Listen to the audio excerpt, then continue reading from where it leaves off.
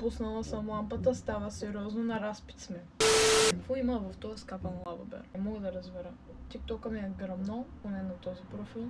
Хората им се повръща, други не знам с какво, трети така, Корскрино направи клипче за това, 350 клипа. Какво има в това нещо? Стана ми любопитно, наистина ми стана любопитно. Какво толкова има в едно лаваберче?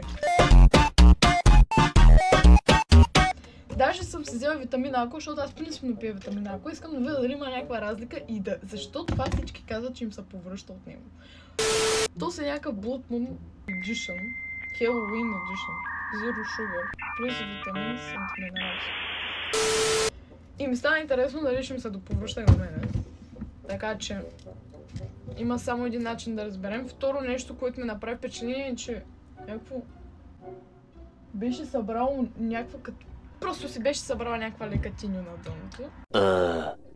Така че мисля да го шейкна.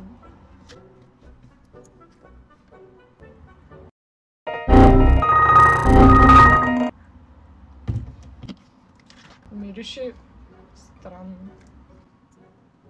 Много странно.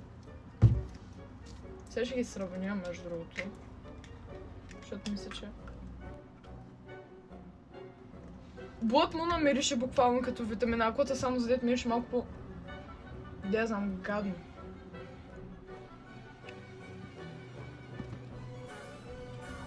Буквално да се им свита. Буквално също. Даже мисля, че тая с магнезия, даже ще придоби повече цвета на това. Буквално е същото. Само за това малко